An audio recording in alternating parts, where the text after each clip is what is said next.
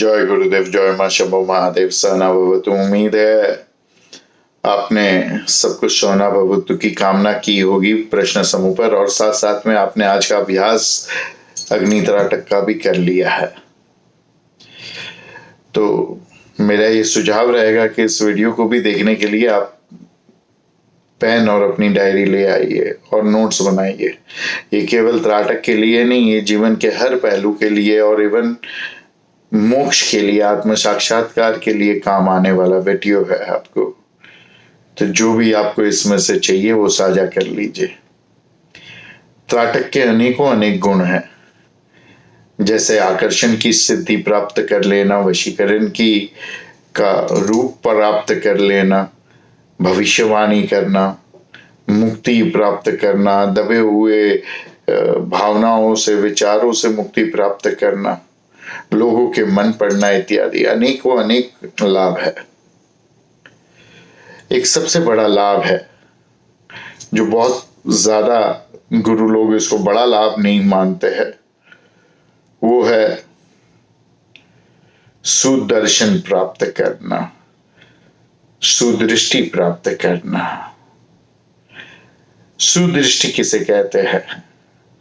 आंखों की रोशनी तेज होती है त्राटक से, आप साफ साफ देख सकते हैं, चश्मे के नंबर उतर जाते हैं। ये तो एक सुदर्शन हुआ ही हुआ, लेकिन भीतर का सुदर्शन, भीतर अपनी आत्म जागरण का सुदर्शन, आत्म साक्षात्कार का सुदर्शन, हमारे रिश्तों में सुदर्शन प्राप्त करना कि कहां पे हमको क्या और बढ़ाना चाहिए या घटाना चाहिए या नाश करना चाहिए, हमारे व्यापार में, हमारी प्रगति में, हमारे धन लाभ में के लिए सुदर्शन। ये सारे सुदर्शन की प्राप्ति त्राटक से होती है।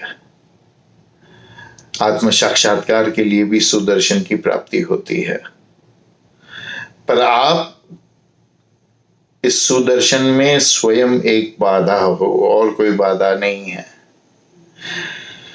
त्राटक की कला में या जीवन में ऊंचाइयों पर पहुंचने के लिए केवल एक ही बाधा है, वो बाधा आप हो।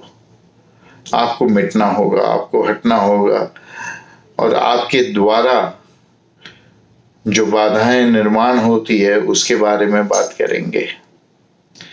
अब हम ऊंचाई पे पहुंचने की बात कर रहे हैं कि सुदर्शन की बात कर रहे हैं? साधनाओं में आने वाली अड़चनों के बारे में बात कर रहे हैं कि सुदर्शन की अड़चनों के बारे में बात कर रहे हैं?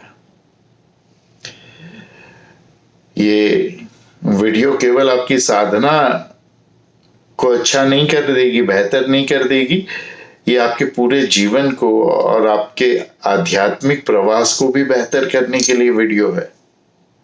और इसी वजह से इस वीडियो को सभी के लिए खुला छोड़ा है हमने। अब साधना या ऊंचाइयों पे पहुंचना या सुदर्शन क्या है? साधना आपको ऊंचाई पे पहुंचाएगी, और जब आप ऊंचाई पे पहुंचोगे केवल और केवल तभी आपको सुदर्शन प्राप्त होगा। तो ये तीनों एक ही है, तीनों अलग अलग नहीं है। सुदर्शन नाम लेते ही हमको एक और चीज आती है याद, भगवान कृष्ण, उनका हथियार सुदर्शन था। इस सुदर्शन को समझना पड़ेगा, कृष्ण को समझना पड़ेगा सुदर्शन को समझने के लिए। कृष्ण का एक ही हथियार था कि उन्होंने सभी को साफ साफ दिखा दिया हकीकत। पहले कृष्ण को समझते हैं, फिर सुदर्शन को। जो देख पाया सुदर्शन वो आगे बढ़ा, जो नहीं वो हारा। सबसे पहले कृष्ण को देखे। कृष्ण का जन्म ही कारावास में हुआ। कारावास से निकलकर छोटे से गांव में, जिसकी कोई हस्ती नहीं थी उस समय, छोटी जाति में परवरिश हुई। बहुत ही साधारण परिस्थितियों में, साधारण लोगों के बीच में। कहीं संगीत नहीं सिखाता, लेकिन ऐसा संगीत बजा सकते थे कि पशु पक्षी जंगल के गोप गोपी सुध-बुध खो बैठते थे बांसुरी की ध्वनि से। किसी ने कोई डांस क्लासेस नहीं दिए उनको, लेकिन रास ऐसे नाचते थे और सबको नचाते थे कि आज तक नवरात्रि के गरबा डांडिया जो होते हैं वो उनके नाम से ही होते हैं। वो जो उन्होंने नाच सिखाया रास, वैसा रास ही होता है। उसके बाद मल्ल विद्या, कुश्ती कभी किसी से नहीं सीखी, लेकिन उस समय के दुनिया के सबसे बड़े मल्ल विद्या के योद्धाओं को जान से मार दिया उन्होंने और उनके दाऊ भैया ने, कंस के जो थे। उसके बाद राजनीति किसी ने नहीं सिखाई। उस समय की पहली गवर्नमेंट उन्होंने स्थापित की। लोग कहते हैं ये वो नहीं, कृष्ण ने पहली गवर्नमेंट स्थापित की थी, और वो फिर भी द्वारका के राजा कहलाए, मथुराधीश कहलाए, लेकिन उस गवर्नमेंट के जो मुखिया थे वो उनके बड़े भैया दाऊ भैया थे। और अब दृष्टि की बात करते हैं। सबसे पहले दुर्योधन को दृष्टि दी कि युद्ध मत कर, चल आधा राज्य नहीं देना है तो केवल 5 गांव दे दे, लेकिन दुर्योधन माना नहीं। वो देख नहीं पाया जो कृष्ण दिखा रहे थे।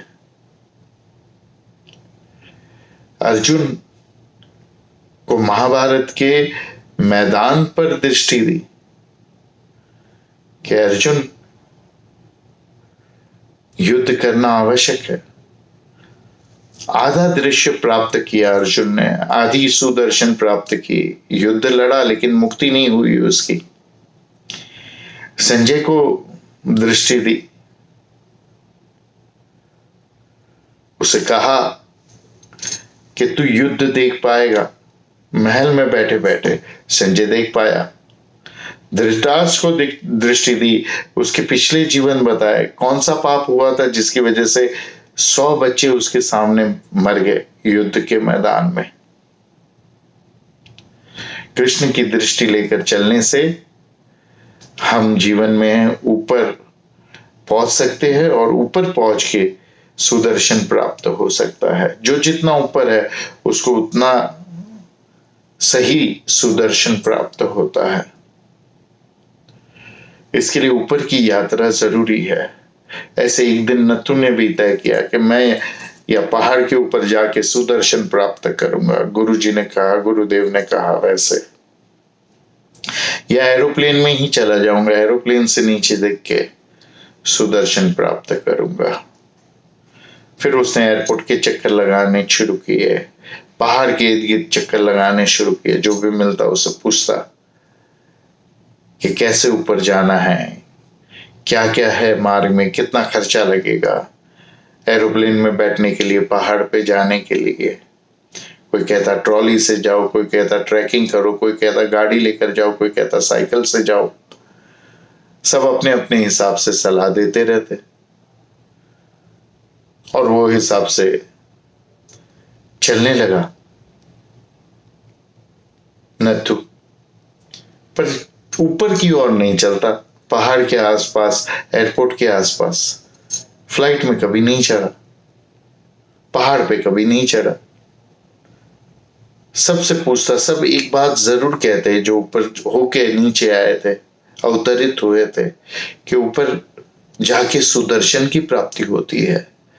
बहुत ही सुंदर सुदर्शन प्राप्त होता है, साफ और सुंदर दर्शन प्राप्त होता है। बहुत बढ़िया, अच्छे से पता चल गया कि क्या हो रहा है उधर, तो जाना ही है अब तो सुदर्शन प्राप्त करने। कहा ठीक है, मैं जाऊंगा, अवश्य जाऊंगा। लेकिन एक व्यक्ति ने भूल कर दी, उसको बता दिया कि क्या सुदर्शन प्राप्त होता है। एक व्यक्ति को उसने पूछ लिया कि सुदर्शन मतलब क्या, सुदर्शन क्या प्राप्त होता है। कहा नीचे एक बहुत सुंदर कुटिया है, और ऊपर से जो उसका नजारा दिखता है, बोला कहाँ पे? बोला इस तरफ पहाड़ के एरोप्लेन से इस तरफ दिखती है वो कुटिया। कहा वो तो मेरी कुटिया है, उसमें सुंदर जैसा कुछ नहीं। अगर ये कुटिया देखने को ही ये सुदर्शन अपनी ही कुटिया देखने को जाना है तो बेकार है, तो फिर ऊपर जाने का कोई मतलब ही नहीं बनता है। उसने छोड़ दिया फिर विचार जाने का ऊपर, कि जाने दो, नहीं जाते ऊपर। ऊपर जाकर क्या करना का है, क्या है, किस चीज का सुदर्शन प्राप्त करना है? अपने भीतर जागना है, अपने भीतर का दर्शन प्राप्त करना है। तो आप कह दोगे तो नहीं, ऊपर जाना मतलब ही नहीं है, यही हमारे भीतर कुछ है ही नहीं, सब मलमास है, मलमूत्र है, अंदर क्या झांकना। इस वजह से काफी गुरु, काफी मुक्त लोग, अवतारित लोग ऊपर जाकर सुदर्शन प्राप्त होगा ये तो कहते ही है, लेकिन क्या सुदर्शन प्राप्त होगा वो नहीं कहते हैं। और ऊपर चढ़ने में काफी बाधाएं आती है, मूलतः 5 बाधाएं। और ये बाधाएं जैसे मैंने आपको पहले कहा कि ये आप स्वयं हैं। आप जैसे जैसे मिटते जाओगे बाधाएं मिटती जाएगी, या बाधाएं जैसे जैसे मिटते जाएगी आप भी उसके साथ मिटते जाओगे। ये 5 बाधाएं क्या है ऊपर की ओर पहुंचने की? ये 5 बाधाएं क्या है सुदर्शन प्राप्त करने की? ये 5 बाधाएं क्या है साधना की, जीवन में तरक्की प्राप्त करने की, यश, धन, आत्म साक्षात्कार प्राप्त करने की। ये क्या 5 बाधा है जो हमको हरा देती है बार बार, या मुड़ा देती है, जाने नहीं देती है?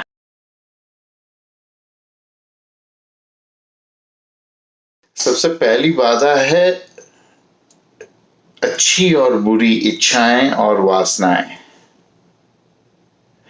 ये इच्छाएं और ये वासनाएं हमारा मन भ्रमित कर देती है, हमको अंधा कर देती है, देखने नहीं देती है, हमको जीवन में ऊपर की ओर आगे, यश की ओर आगे बढ़ने नहीं देती है, श्रेय की ओर आगे बढ़ने नहीं देती है। और ये बाधाएं जो है हमारी इंद्रियां, 5 ज्ञान इंद्रिय और 5 कर्म इंद्रियां लाती है।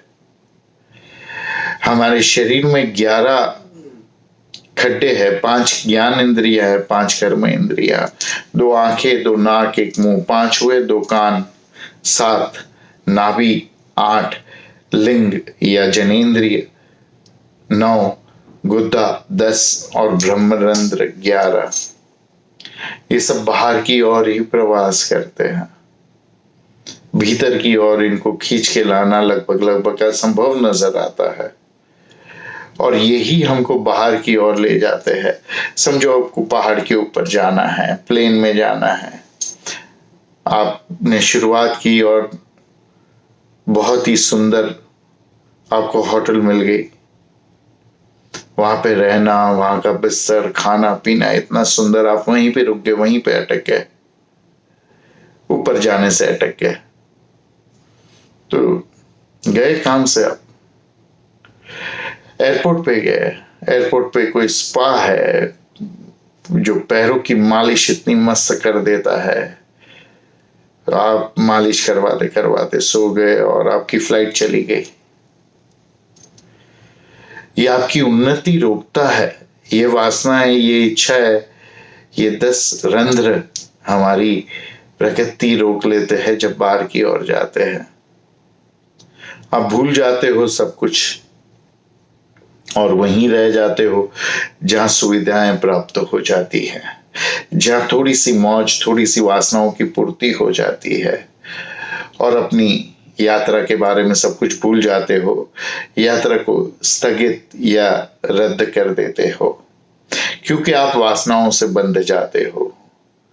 और कुछ उल्टे लोग भी है, वो कहते हैं नहीं हम तो एयरपोर्ट जाएंगे नहीं, हम तो प्लेन में बैठेंगे नहीं, हमको ऊपर पहुंचना है, लेकिन वो भी हम त्याग देंगे ऊपर पहुंचना भी, क्योंकि ये वासनाएं बीच में रास्ते में हमारा इंतजार कर रही है। हम तो पहाड़ पे चढ़ेंगे नहीं क्योंकि रास्ते में आने वाली होटल हमको रोक लेती है। ये वासना होटल में रुकने की, उससे हमको बचना है, इसके लिए हम तो पहाड़ पे नहीं चढ़ेंगे। वासनाएं बुरी क्यों हैं? वासनाएं बुरी अपने आप में नहीं है। वासनाएं, इच्छाएं बुरी इसके लिए है क्योंकि ये आपको ऊपर पहुंचने से, सुदर्शन की प्राप्ति करने से रोकती है, बस इतना ही है। वरना वासनाओं में और कोई भी बुराई नहीं है। एक बात आप ध्यानपूर्वक याद रखें, सुन लीजिए कि वासनाओं से बचने के लिए, आप ऊपर जाने की, सुदर्शन प्राप्त करने की, ऊंचाइयों को छूने की इच्छा छोड़ते हैं तो आप बेवकूफी करते हैं। ऊंचाइयों पे जाने के लिए, सुदर्शन प्राप्त करने के लिए, श्रेय यश प्राप्त करने के लिए अगर वासनाओं का त्याग करते हैं तो यही अक्लमंदी है। पर ज्यादातर हम यही काम करते हैं कि यश तक नहीं पहुंचेंगे क्योंकि वासनाएं घेर लेंगी, इसलिए घर पे बैठो ना, यहीं पे अच्छे हैं। ये गलत है। ये श्रेय का नहीं, ये प्रय का मार्ग हो जाएगा। फिर वासनाओं से डरना नहीं है। इसका निवारण क्या है?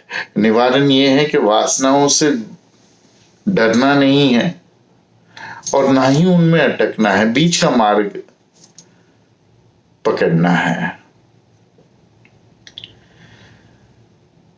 तो वासनाओं से भागोगे तो वासना पीछे भागेगी, पकड़ लेगी।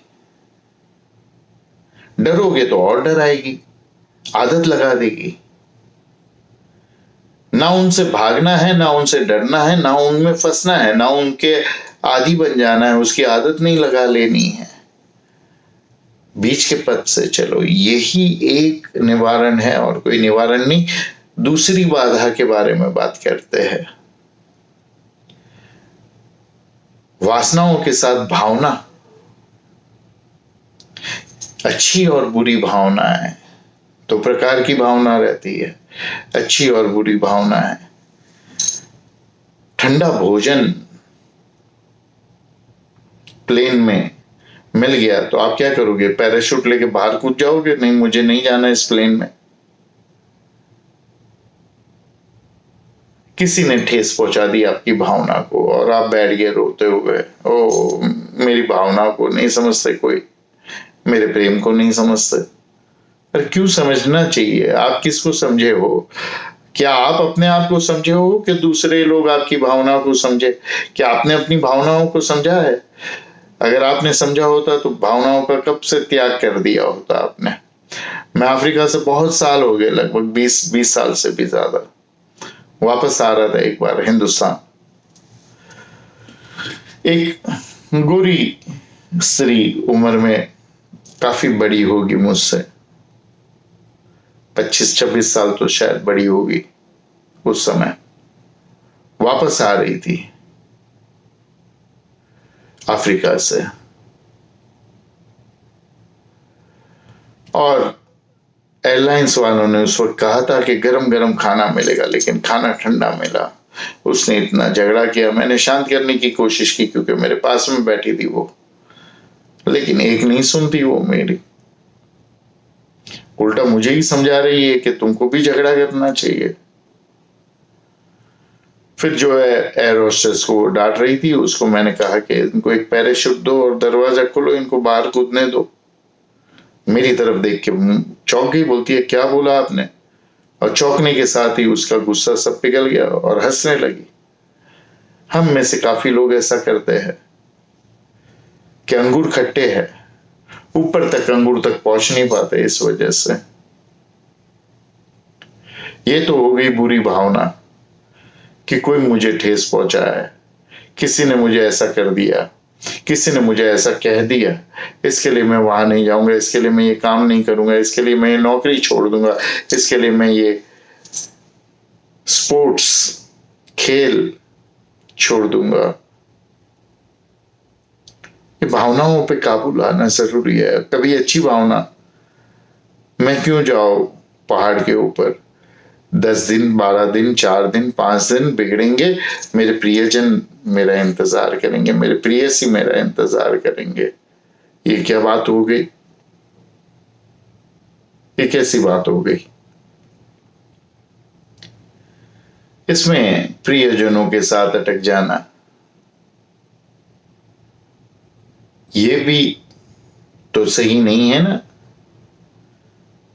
मैं जाना चाहता हूं, तरक्की करना चाहता हूं, विदेश जाके पढ़ाई करना चाहता हूं, विदेश जाके काम करना चाहता हूं,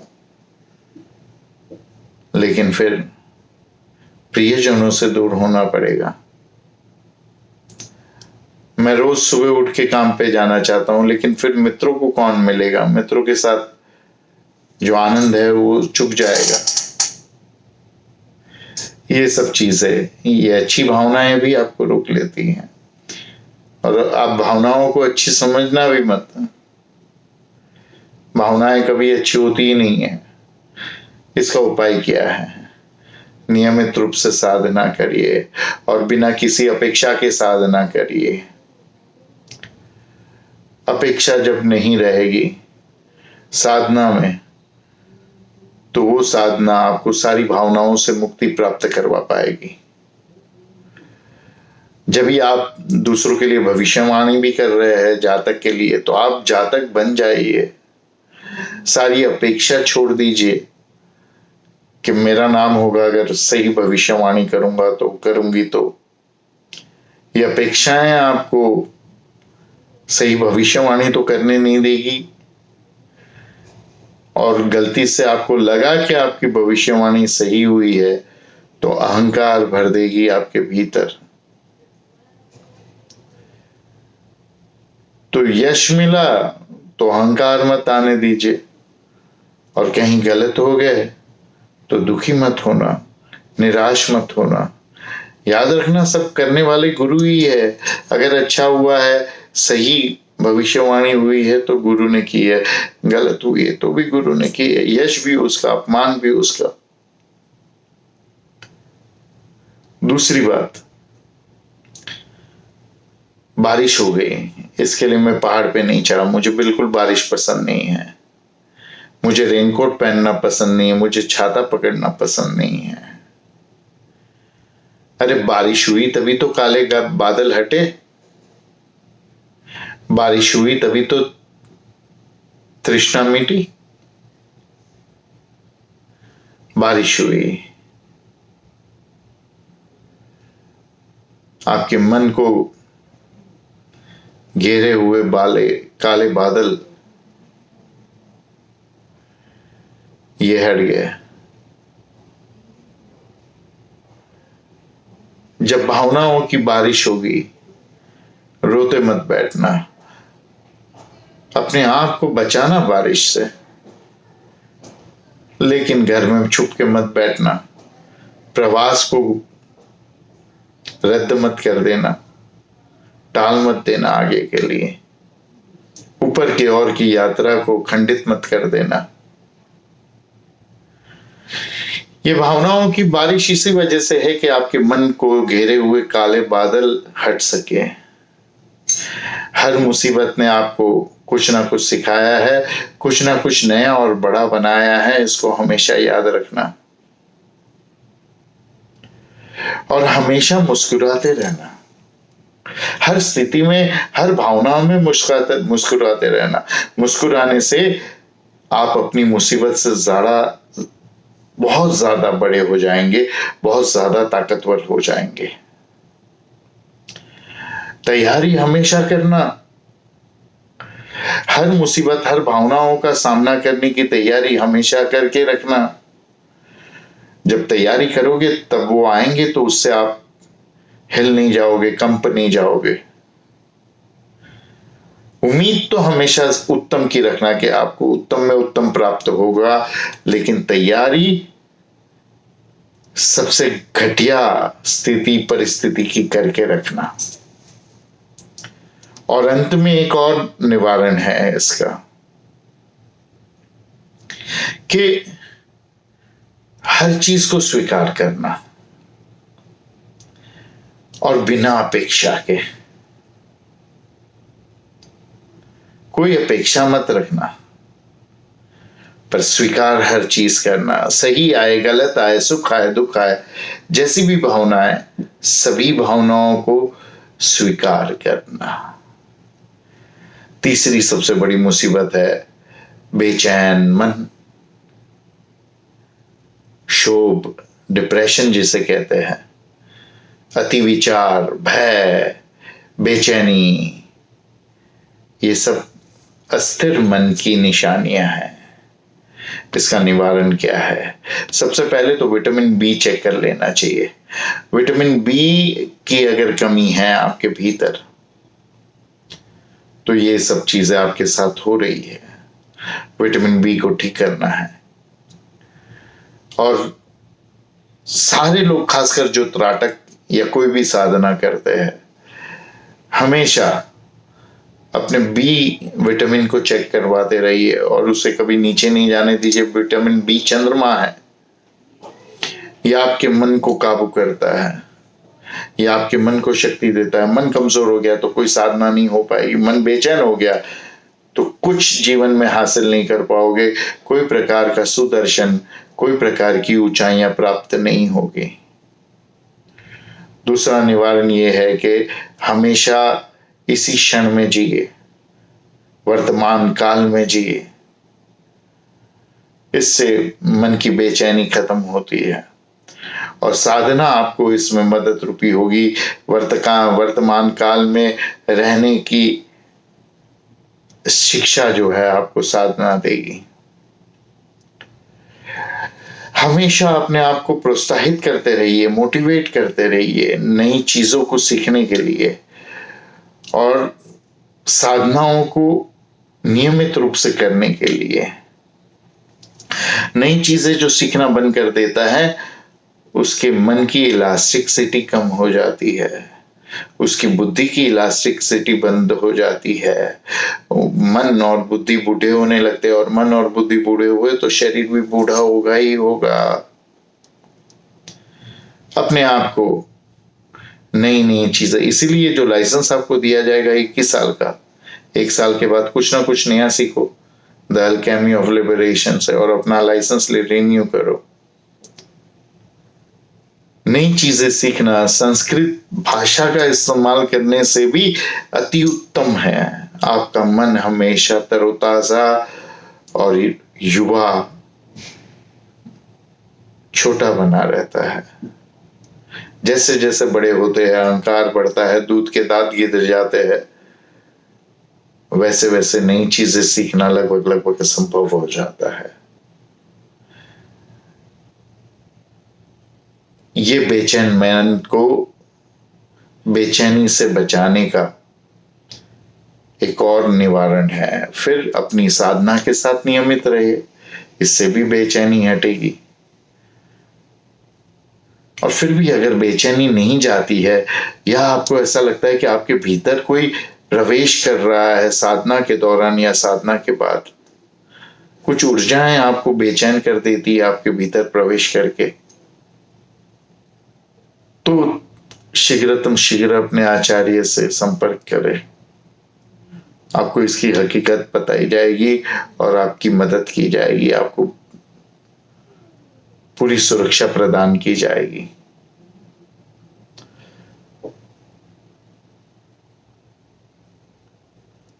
अगर बहुत समय से आप साधना कर रहे हो और फिर भी साधना के दौरान या बाद में हंसना, रोना, चीखना, चिल्लाना हो रहा है, तो भी अपने आचार्य से संपर्क करें, उसका भी निवारण आपको दिया जाएगा। चौथी दुविधा अर्चन के बारे में हम बात करें, उससे पहले मैं आपसे कहना चाहूंगा कि ये वीडियो एक ऐसा वीडियो है कि सभी के काम का है, इसके लिए इसको सभी के लिए साझा किया है, सभी के साथ इसको बांटो। और अगर आप ये वीडियो देख रहे हैं और आपने द अल्केमी ऑफ लिबरेशन का पाठ्यक्रम नहीं किया हुआ है, या त्राटक का पाठ्यक्रम, या कोई भी द अल्केमी ऑफ लिबरेशन का पाठ्यक्रम नहीं किया गया है, तो जो मैसेज बॉक्स में जो नंबर है उन पर संपर्क करके तुरंत अपना नामांकन कराइए। सब्सक्राइब करिए अपने चैनल को, इस वीडियो पर कमेंट करिए, इसको सबके साथ साझा करिए। आज मैं आपके सामने शेयर करना चाहती हूँ कि मैंने कुछ सालों पहले हितेश गुरुजी के पास स्वरोदय वर्कशॉप किया था। ये स्वरोदय का जो ध्यान का शिविर है जो गुरुदेव हितेश जी सिखाते हैं, ये एक तरह से गुप्त ज्ञान माना जाता है। इतना गुप्त है कि लोगों को इसके बारे में कोई भी ज्ञान नहीं है, और हितेश जी तो इसके गुरु हैं।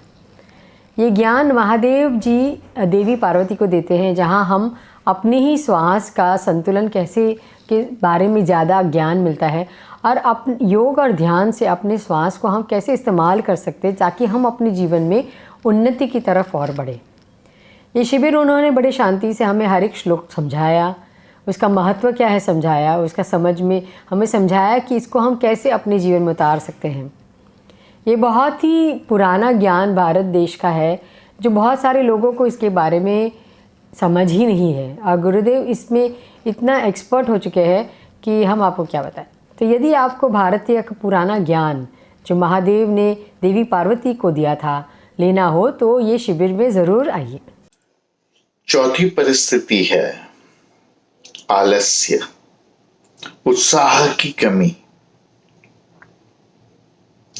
ये चौथा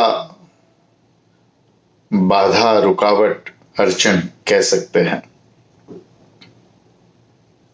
उत्साह की कमी।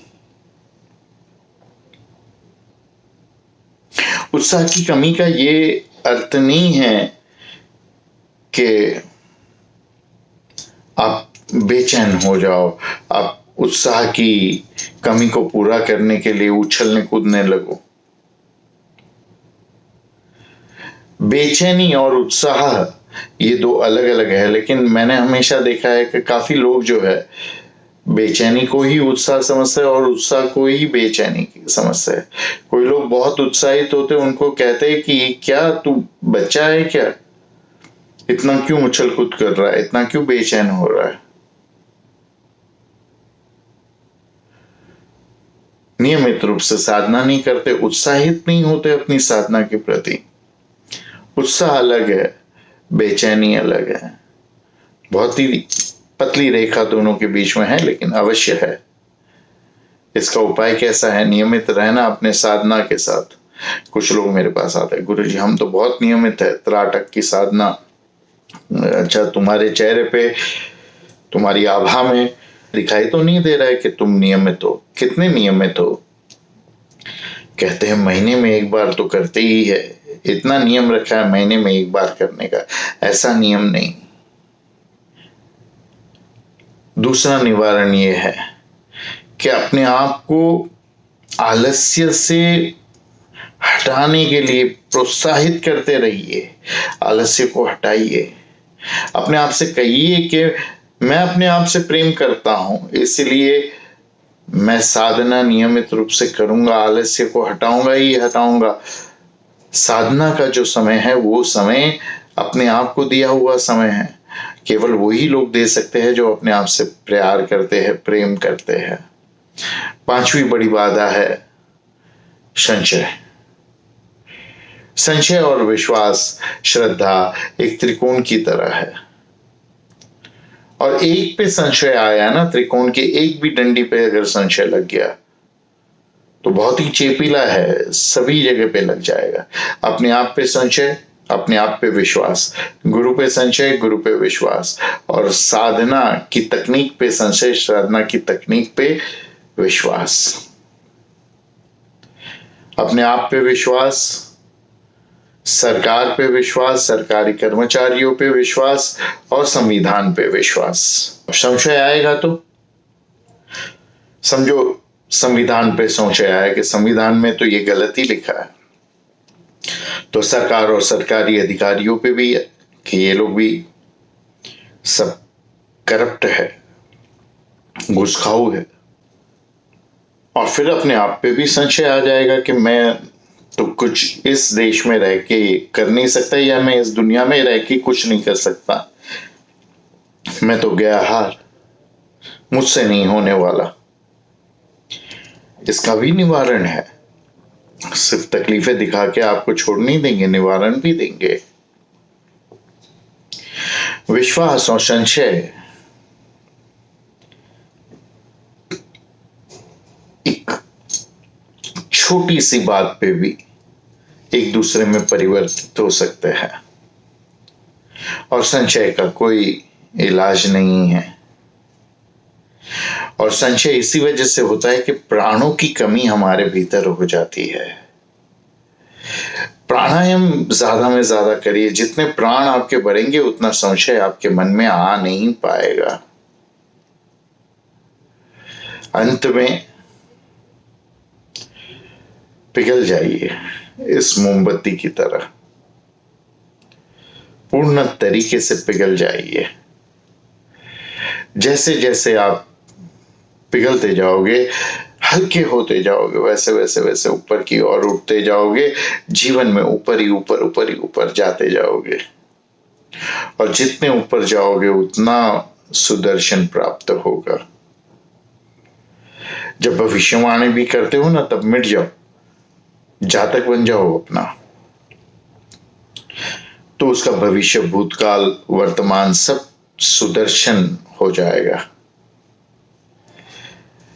और एक दिन जब पूरी तरह से पिघल जाओगे, मुक्ति हो जाएगी। जितना अहंकार ज्यादा रहता है उतने लोग जीवन में ऊपर नहीं उठ पाते। ऊपर उठने के लिए हल्का होना पड़ता है, पिघलना पड़ता है। इन त्राटक के 3 लेवल में हम आपको अच्छी ज्योतिषी करना या फिर लोगों के मन पढ़ना, केवल आकर्षण करना लोगों को नहीं सिखा रहे हैं। हम आपको पूरे जीवन जीने की कला सिखा रहे हैं, मुक्ति का मार्ग, द अल्केमी ऑफ लिबरेशन सिखा रहे हैं। और अंत में बहुत कम लोग हैं जो इस प्रेरणा को जानकर क्रोश में नाम लिखाएंगे, साधना में नियमित हो गए। और बहुत लोग कम हैं जो इसमें सफलता की ऊंचाइयों पर पहुंच पाएंगे। और यदि आप है वो जो सफलता की ऊंचाई पे पहुंचते हैं, तो मैं वहां आपको मिलकर बहुत ही प्रसन्न होऊंगा। हरि ओम तत्सत।